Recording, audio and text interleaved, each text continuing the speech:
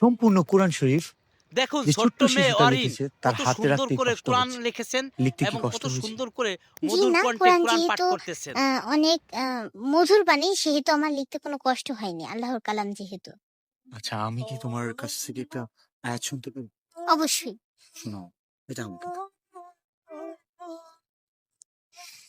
يا عبادي الذين آمنوا إن أرضي واسعة فإياي فاعبدون كل نفس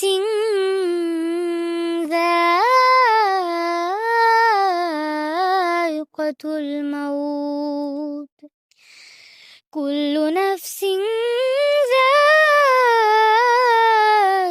الموت ثم إلينا ترجعون صدق الله العظيم.